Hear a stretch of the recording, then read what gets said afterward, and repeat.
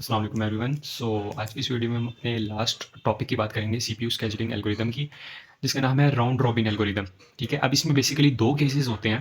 पहला केस तो ये है कि जितने भी प्रोसेसेस हैं उनका सेम अराइवल टाइम है। सही है, इस तरह क्वेश्चन आएगा कि गैंट चार्ट हमने ड्रॉ करना है, average turnaround time, average waiting time निकालना है प्रोसेसेस का, जिसमें अराइवल टाइम हर प्रोसेस का 0 मिली सेकेंड है and time quantum is equal to 5 milli second.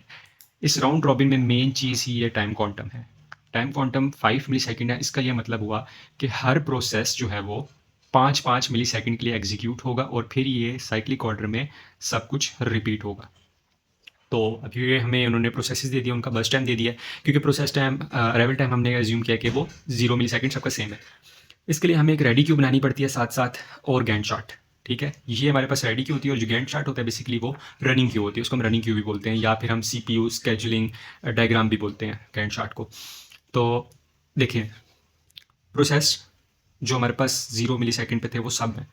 तो P1 हमने इस ऑर्डर में स्टार्ट करना है। P1 आया, वो 5 सेकंड के लिए एग्जीक्यूट हुआ, उसका बस टाइम कितना था 21, 5 सेकंड के लिए हुआ 16 रह गया। उसके बाद क्या था, उसके बाद हमारे पास P2 था। P2 आया, अब उसका बस टाइम ही 3 सेकंड था, 3 मिली सेकंड था, उसको हमने 5 सेकंड ही दिए हैं, लेकिन वो 3 सेकंड के लिए एग्जीक्यूट हुआ क्योंकि उसका था ही बस टाइम 3। तो 5 से 8 P2 हो गया, 0 हो गया। फिर उसके बाद क्या आया, P3 आया, P3 का 6 था, तो 8 से 13 P3 हुआ, उसका 1 रह गया। उसके बाद P4 आया, P4 का कितना था, 2 था, इसलिए 13 से 15 2 सेकंड के लिए एग्जीक्यूट हुआ, P4 भी खत्म हो गया। रेडी क्यू में हम साथ साथ बताते जा रहे हैं। अच्छा, अब फिर उसके बाद फिर से रिपीट हुआ ऑर्डर, P1 था।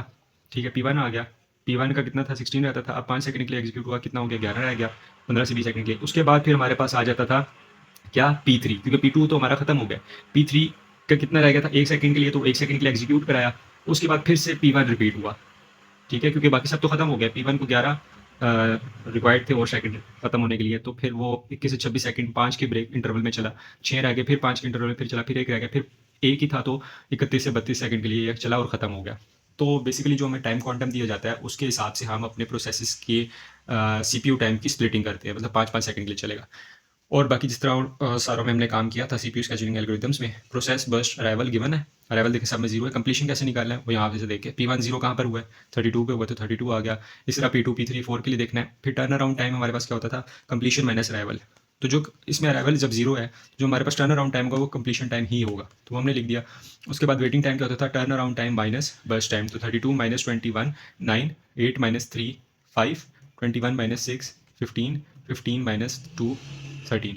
ये आ गया। इस सब को सम किया, 76 माना था टर्न अराउंड टाइम, तो 76 टोटल प्रोसेस डिवाइडेड बाय हमने 4 किया, तो ये 19 millisecond average turnaround time आ गया। वेटिंग टाइम के लिए इन सबको हमने ऐड किया, 42 था, तो 42 divided by 4 13 millisecond turnaround time आ गया। तो ये था केस 1। अब केस 2 में हमारे पास क्या होगा कि processes with different arrival times, उनके अराइवल टाइम्स डिफरेंट है। तो अब देखें, ये 3 प्रोसेस दिए हुए हैं, अलग अलग अराइवल टाइम्स के साथ आ रही है। टाइम क्वांटम उसमें बता रही है 2, मतलब 2-2 मिली सेकंड हर प्रोसेस को बारी बारी मिलेगा।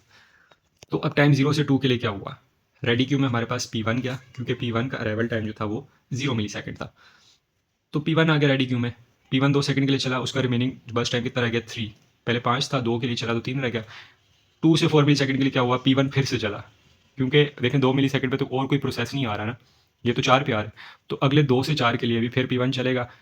4 मिली सेकंड पे P2 आ जाएगा, तो रेडी क्यू में हम P1 से पहले, ये P1 डाला है, उससे पहले क्या आ जाएगा, P2 आ जाएगा।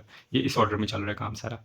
ठीक है, उसके बाद 4 से 6 के लिए क्या होगा, हमारे पास P2 चलेगा, क्योंकि P2 पड़ा हुआ है पहले। P2 चलेगा 2 मिली सेकंड के लिए, उसकी एग्जीक्यूशन कंप्लीट हो जाएगी, क्योंकि P2 का बर्स्ट टाइम 2 मिली सेकंड दिया हुआ था। और P3 जो होगा वो 4 से 6 के दरमियान 5 मिली सेकंड पे आ जाएगा, तो हमने वो लिख दिया, P3 अराइव्स एट 5 मिली सेकंड। अब देखें, P3 जो है ना वो उसके दरमियान आया था, लेकिन पहले P2 चला।